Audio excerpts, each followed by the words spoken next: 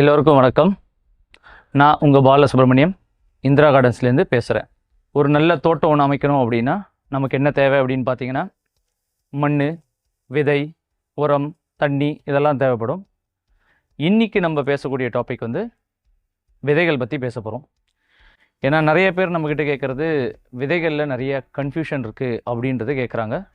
அப்போ அதில் ஒரு கிளாரிட்டி வரணும் அப்படின்றதுக்காக நம்ம இன்றைக்கி விதைகள் அப்படின்ற ஒரு டாபிக் எடுத்திருக்கோம். ஸோ விதைகள் அப்படின்றதுல வந்து ஒரு முக்கியமாக ஒரு 4 வெரைட்டிஸில் நம்ம பேசலாம். ஒன்று வந்து பாரம்பரியம், ஹியர்லூம் அப்படின்வாங்க. இன்னொன்று கன்வென்ஷனல், நம்ம ரெகுலராக யூஸ் பண்ணக்கூடிய விதைகள். இன்னொன்று பார்த்தீங்க அப்படின்னா ஹைப்ரிட் வெரைட்டி அப்படின்னு ஒன்று சொல்கிறாங்க. இன்னொன்று பார்த்தீங்க அப்படின்னா ஜெனட்டிக்கலி மாடிஃபைட் சீட்ஸ் அப்படின்றது. ஸோ இந்த 4 தான் நம்ம பார்க்க போகிறோம். இப்போ ஹையர்லூம், அதாவது பாரம்பரியமான விதைகள், அதில் எடுத்தீங்க அப்படின்னா அது எப்படி சொல்கிறாங்க அப்படின்னா, அது வந்து அட்லீஸ்ட் ஒரு 100 இயர்ஸ் ஓல்டாக இருக்கணும். அதாவது 100 இயர்ஸ் ஓல்டுனா எந்த இடத்துல, ஒரு இடத்துல இயற்கையாக அந்த விதைகள் ஒரு 100 வருஷமாக அங்கேயே வாழ்ந்துக்கிட்டே வந்துச்சு, அங்கேயே முளைச்சி அதோடைய விதை அது அங்கே திருப்பி விழுந்து அங்கே முளை, அந்த மாதிரி விதைகளை ஹையர்லூம் அப்படின்றாங்க. உதாரணத்துக்கு இப்போது வெள்ளூரில் ஒரு கத்திரிக்காய் கிடைக்குது அப்படின்னா அது அந்த இடத்துலையே ஒரு 100 வருஷமாக அந்த கத்திரிக்காய் இருந்துச்சு, குறைஞ்சபட்சம் 100 வருஷம் இருந்துச்சுன்னா அதைத்தான் ஹையர்லூம், அதாவது பாரம்பரிய விதைகள் அப்படின்றாங்க. இப்போ அந்த கத்திரிக்காவை நீங்கள் கொண்டு போய் ஜப்பான்லேயோ இல்லை பஞ்சாப்லேயோ வச்சிங்க அப்படின்னா அது அந்த இடத்துக்கு ஹையர்லூம் ஆகாது.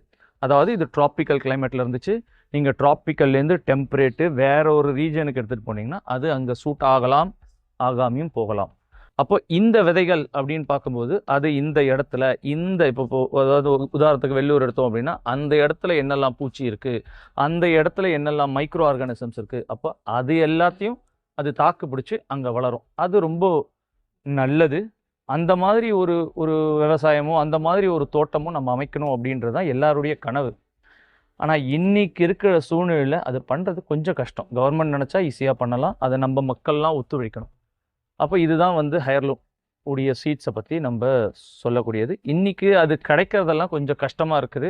ஹையர்லூம்ஸ் போட்டு விற்கிறாங்க, பட் த ஜெனுனிட்டி அப்படின்றது we have to check it. அடுத்த விதை அப்படின்னு போனீங்க அப்படின்னா அது வந்து கன்வென்ஷனல் அப்படின்னும் போது எந்த சீட்ஸ் வேணாலும், அதாவது நம்ம இங்கே இருக்கக்கூடிய சீட்ஸை கர்நாடகா விற்கிறோம், கர்நாடகாலேருந்து ஒரு சீட்ஸ் எடுத்து இங்கே விற்கிறோம். ஒரு விதமான சீட்ஸ் வந்து நல்லா பெருசாக காய்க்கக்கூடியது, நல்ல எந்த வித அதாவது இப்போ பூச்சி வந்துச்சுனாலும் அதை கொஞ்சம் தாக்கு பிடிக்குது, இல்லை தண்ணி கொஞ்சம் கம்மியாக இருந்தாலும் அந்த மாதிரி சில நல்ல விதைகளை நம்ம ஊர் இடத்துலையும் கிடைக்குது அப்படின்றது கன்வென்ஷனல். அது கொஞ்சம் அதுதான் ரெகுலராக யூஸ் பண்ணுறது, அதுதான் நமக்கு கிடைக்கிறது. ஸோ இது 2 வெரைட்டி. ஸோ ஃபஸ்ட்டு ஹையர்லூமில் கன்ஃபியூஷன் இருக்கும், அதில் நம்ம தெளிவாக தெரிஞ்சுக்கணும். ஓல்டு சீட் நேச்சுரலாக அது பாரம்பரியமாக வந்துக்கிட்டே இருந்துச்சுன்னா அதுதான் ஹையர்லூம். அடுத்தது நம்ம கன்வென்ஷனல் பார்த்தோம். அதுக்கு அடுத்தது பார்த்தீங்க அப்படின்னா ஹைப்ரிட் வெரைட்டி. இந்த ஹைப்ரிட் வெரைட்டி அப்படின்றத நம்ம தெரிஞ்சுக்கிறதுக்கு முன்னாடி நம்ம ஒரு சின்ன சின்ன விஷயங்கள்லாம் தெரிஞ்சுக்கணும். உதாரணத்துக்கு எப்படி பாலினேஷன் நடக்குது அப்படின்றது தெரிஞ்சுக்கணும். இப்போ அது எந்த மாதிரிலாம் நடக்குது அப்படின்னா அதில் ஒரு 2 முக்கியமான வெரைட்டி நம்ம பார்க்கணும். ஒன்று வந்து ஒரே பிளான்ட் இருக்கும், ஒரே பூ இருக்கும், அந்த பூலேயே மேல் கெமெட்ஸ் ஃபீமேல் கெமெட்ஸ் இருக்கும். அப்படி இருக்கிறது வந்து செல்ஃப் பாலினேஷன். அது அந்த பூலேயே பாலினேஷன் நடக்கிறது, அதில் பெரிய பிரச்சனை இல்லை. இப்போ அதையை தாண்டி மேல் ஃப்ளவர் வேறு இடத்துல இருக்கும், ஃபீமேல் ஃப்ளவர் அதே செடியில் வேறு இடத்துல இருக்கும். அப்போ அதுதான் கிராஸ் பாலினேஷன். அப்போ அந்த மாதிரி நடக்கும்போது அதுக்கு பாலினேஷனுக்கு ஒரு ஏஜென்ட் தேவைப்படுது. அதுதான் நம்மளுடைய வண்டுகள் செய்யுது, அதுதான் நம்மளுடைய சின்ன சின்ன பறவைகள் செய்யுது.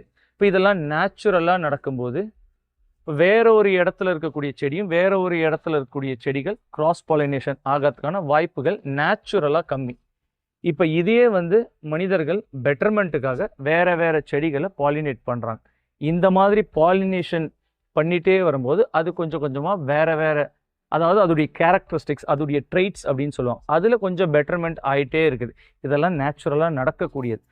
ஆனால் ஆந்த்ரோபோஜெனிக்கலி, அதாவது மனிதர்கள் உள்ளே வந்ததுக்கப்புறம் நம்ம வந்து நிறைய டெக்னாலஜிஸ், நிறைய விதங்கள், நிறைய வெரைட்டிஸ்லாம் கொண்டு வர ஆரம்பிச்சாச்சு. இப்போ ஹைப்ரிட் அப்படின்னு நம்ம பார்த்தோம் அப்படின்னா ஒரு பெஸ்ட் எக்ஸாம்பிள் அப்படின்னா முன்னெல்லாம் வந்து தமிழ்நாட்டில் பச்சை வாழைப்பழம் அப்படின்னு ஒன்று கிடச்சிது. இப்போ பார்த்தீங்க அப்படின்னா அது கிடைக்கிறது இல்லை. மோரிஸ் அப்படின்னு ஒன்று பண்ணுறாங்க, அது வந்து ஒரு ஹைப்ரிட் வெரைட்டி. அதில் பார்த்தீங்க அப்படின்னா சீட்ஸ் ரொம்ப சின்னதாக இருக்கும்.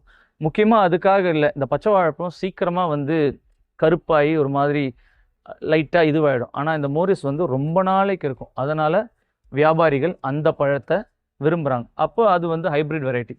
ஜென்ரலாக ஹைப்ரிட் வெரைட்டிஸில் பார்த்தீங்க அப்படின்னா அடுத்த ஜெனரேஷன் ஈஸியாக வராது. அப்போது விவசாயிகள் சீட்ஸுக்கு வந்து ஒரு கம்பெனியை சார்ந்து இருக்கணும். அப்போ அவங்க சீட்ஸ் வேணும் அப்படின்னா ஒரு கம்பெனியில் போய் வாங்கணும். அந்த மாதிரி வெரைட்டிஸ் எல்லாம் வந்து ஹைப்ரிட் வெரைட்டிஸ். இது வந்து பாலினேஷன் வேறு வேறு செடிகள்லேருந்து அதாவது ஒரே இப்போ தக்காளி அப்படின்னா இங்கே ஒரு தக்காளி இருக்குது, வேற ஒரு இடத்துல ஒரு தக்காளி இருக்குது. அந்த 2 தக்காளியும் பாலினேட் பண்ணுறாங்க. ஒன்று சின்னதாக இருக்கும், ஒன்று பெருசாக இருக்கும், ஒன்று நிறையா காய்க்கும், ஒன்று கம்மியாக காய்க்கும். இதே தான் இந்த மாதிரி விதவிதமான எக்ஸாம்பிள்ஸ் நம்ம எடுக்கலாம். இது 2 தக்காளி செடியும் கிராஸ் பாலினேட் பண்ணுறாங்க. அதை பண்ணும்போது உங்களுக்கு அந்த தக்காளி பெருசாகவும் நல்லா சுவையாகவும் அற்புதமாக அமையுது. அப்போ இது வந்து ஒரு எல்லை வரைக்கும் இருக்கிற வரைக்கும் நல்லது தான். நேச்சுரலாக நடக்கக்கூடிய ஹைப்ரிடைசேஷன் நடந்துட்டு தான் இருக்குது. அதை நம்ம பார்த்துட்டு தான் இருக்கிறோம், அதை நம்ம சாப்பிட்டுட்டு தான் இருக்கோம். மனிதர்கள் உள்ளே வரும்போது ஒரு எல்லையை மீறி பண்ணும்போது தான் அதை காப்பாற்றி வளர்க்கறதுக்காக நிறைய கெமிக்கல்ஸ் யூஸ் பண்ணும்போது அந்த மாதிரி பண்ணும்போது தான் அதில் சில பாதிப்புகள் ஏற்படுத்துது. இல்லைனா ஜென்ரலாக ஹைப்ரிட்ஸை பொறுத்த வரைக்கும் பெருசாக பயப்பட வேண்டிய அவசியம் இல்லை. உதாரணத்துக்கு சொல்லணும் அப்படின்னா நீங்கள் வந்து மாமரம், கொய்யா மரம் எல்லாத்துலேயுமே ஒட்டு வைப்போம். அந்த மாதிரி நிறைய வெரைட்டிஸ் இருக்குது ஹைப்ரிட்டில். இது ஹைப்ரிட்ஸ். நம்ம வந்து பாரம்பரியம் பார்த்தோம், கன்வென்ஷனல் பார்த்தோம், ஹைப்ரிட் பார்த்தோம். அடுத்தது பார்த்தீங்க அப்படின்னா ஜெனட்டிக்கலி மாடிஃபைட் அப்படின்னு ஒரு சீட்ஸ் சொல்கிறாங்க. இப்போ இந்த ஜெனட்டிக்கலி மாடிஃபைட் சீட்ஸ் அப்படின்னு பார்த்தீங்க அப்படின்னா நம்ம ஊரில் வந்து எடிபிள் ஃபுட்ஸ், அதாவது நம்ம சாப்பிடக்கூடிய எதுலேயுமே ஜெனட்டிக்கலி மாடிஃபைட்ஸ்க்கு கவர்மெண்ட் இன்னும் அப்ரூவல் கொடுக்கல. அப்ரூவலுக்காக சயின்டிஸ்ட்டு, பயோடெக்னாலஜிஸ்ட்லாம் கேட்டுட்ருக்குறாங்க. ஆனால் மக்களுடைய எதிர்ப்பு, எத்திக்ஸு, மொராலிட்டி அதை பேஸ் பண்ணி ஒன்றும் கொடுக்கல. நம்ம ஊரில் பிடி அப்படின்றது ஒன்று காட்டனுக்கு மட்டும்தான் இருக்குது. மிச்சபடி பிடி பிரிஞ்சால் ட்ரை பண்ணியிருக்காங்க, பிடி மெய்ஸ் இருக்குது, பிடி மஸ்டர்ட் இருக்குது. பட் அதெல்லாம் இன்னும் கமர்ஷியலாக வராது கவர்மெண்ட் அப்ரூவல் கொடுக்க வரைக்கும். அதனால் நம்ம வந்து ஜெனட்டிக்கலி மாடிஃபைடை பற்றி பெருசாக பயப்பட வேண்டியதில்லை. அது இப்போதைக்கு யூஎஸில் இருக்குது. ஜெனட்டிக்கலி மாடிஃபைடில் வந்து மெய்ஸ் இருக்குது. நிறைய பொருள் அவங்க யூஎஸில் அப்ரூவ் பண்ணியிருக்காங்க. இந்தியாவில் அப்ரூவ் ஆகலை, இந்தியாவில் வராது, வரலாம் ஃப்யூச்சரில். இப்போதைக்கு நம்ம பயப்பட வேண்டிய ஒரு அவசியமும் இல்லை. இப்போ இந்த ஜெனட்டிக்கலி மாடிஃபைட் அப்படின்னா என்ன, அதுக்கு ஒரு பியூட்டிஃபுல் எக்ஸாம்பிள் அப்படின்னு பார்த்தீங்க அப்படின்னா இப்போ ரிசர்ச்சர்ஸ்லாம் என்ன பண்ணிட்டு இருக்காங்க அப்படின்னா இந்த ஒரு பூச்சி இருக்குது தெரியுமா, மின்மினி பூச்சி அப்படின்னு சொல்லுவாங்க. அது என்னென்னா லைட் எரியும் அதில். இப்போ அதில் இருக்கக்கூடிய ஒரு ஜீன்ஸை எடுத்து பிளான்ட்டுக்கு வைக்கிறாங்க. அப்போ என்ன ஆகுது, அந்த பிளான்ட் வந்து எரியுது, அதாவது லைட்டு கொடுக்குது. அப்போ இந்த ரோட்டில் நேஷ்னல் ஹைவேல போயிட்டுருக்குறோம். அப்போ அந்த நேஷ்னல் ஹைவேல போயிட்டு இருக்கும்போது அங்கெல்லாம் லைட்டு நிறையா கொடுக்க முடியல, எலக்ட்ரிசிட்டி ஆகுது. 600 கிலோமீட்டர் 700 கிலோமீட்டர்ஸ்க்கு லைட்டு போட முடியல. அப்போ ஆக்சிடென்ட்ஸ் நிறைய நடக்குது. இந்த ஆக்சிடென்ட்ஸை தவிர்க்கிறதுக்காக இந்த ஜெனட்டிக்கலி மாடிஃபைடில் பயோலூமினஸ் பிளான்ட்ஸ்னு ஒன்று கண்டுபிடிச்சிருக்காங்க. அது இன்னும் கமர்ஷியலாக பண்ணலை, பட் யூரோப் யூஎஸ் எல்லாம் இன்னும் கொஞ்சம் வருஷத்தில் வந்துடும் அப்படின்னு சொல்கிறாங்க. அப்போ என்ன பண்ணுறாங்க, இதில் இருக்கக்கூடிய ஒரு ஜீன்னா என்ன அப்படின்னா ஒரு செல் இருக்குது, அந்த செல்லுக்குள்ளே ஒரு குரோமோசோன், அந்த குரோமோசோனுக்குள்ளே டிஎன்ஏ, அந்த டிஎன்ஏக்குள்ளே ஒரு ஜீன், சின்னதாக ரொம்ப ரொம்ப மைன்யூட். அப்போ அந்த மைன்யூட் இதை லைட்டாக நகர்த்துனீங்க. இப்போ உங்கள் கண் விழி இருக்குது அப்படின்னா அது கருப்பு கலரில் இருக்குது, அதை லைட்டாக மாற்றினீங்கன்னா ப்ளூ கலர், இன்னும் கொஞ்சம் மாற்றிங்கன்னா அதே கண் வந்து க்ரீன் கலர், அந்த மாதிரி மாறும். இந்த ஜீன் ட்ரைட்ஸ் எல்லாம் எங்கே இருக்கணும், எதோடு இருக்கணும், அது எல்லாம் பேஸ் பண்ணி நம்மளுடைய கேரக்டரிஸ்டிக்ஸ் மாற்றுது. அப்போது வேற ஒரு செடியிலேருந்து எடுத்து வேற ஒரு செடிக்கு கொடுக்கும்போது இந்த செடியில் இருக்க ப்ராப்பர்ட்டிஸ் இதுக்கு வருது. வேற ஒரு உயிரினத்துலேருந்து எடுத்து, அதாவது ஒரு சிங்கத்துலேருந்து எடுத்து வேற, இப்போ நான் சொன்ன மாதிரி இந்த மின்மினி பூச்சியில் இருக்கக்கூடிய ஒரு ஜீன், அந்த ஜீன் தான் லைட் எரிய வைக்குது. அந்த ஜீன் எடுத்து பிளான்ட்டில் இருக்கும்போது பிளான்ட்டில் லைட் எரியுது. நீங்கள் நிறைய படத்தெல்லாம் பார்த்துருப்பீங்க, இந்த அவதார் படத்தெல்லாம் பார்த்தீங்கன்னா லைட்டு பளபளன்னு எரியும். அதெல்லாம் இந்த கான்செப்ட் தான். இப்போ அந்த மாதிரி சீட்ஸில் வந்து வெரைட்டிஸ் பண்ணிகிட்டே வராங்க. ஆனால் இதெல்லாம் நம்ம சாப்பிட்டா நமக்கு நல்லதா கெட்டதா தெரியாது. நல்லதா இருக்குமா கெட்டதா இருக்குமான்னு தெரியாது, 50 வருஷம் கழிச்சு தான் தெரியும். அதனால் இதை நம்ம ஊரில் அப்ரூவ் பண்ணலை. ஸோ நம்ம வந்து ஜெனட்டிக்கலி மாடிஃபைடை பற்றி பயப்பட வேண்டியதில்லை. இந்தியாவில் எந்த ஒரு எடிபிள் ஃபுட்டுக்கும் ஜெனட்டிக்கலி மாடிஃபைட் சீட்ஸ் அப்ரூவல் ஆகலை. ஆனால் ஜெனட்டிக்கலி மாடிஃபைட்னா வேற ஒரு உயிரினத்துலேருந்து ஒரு ஜீன் எடுத்து இந்த இருக்க ஜீனை ரிமூவ் பண்ணி வைக்கிறது தான்.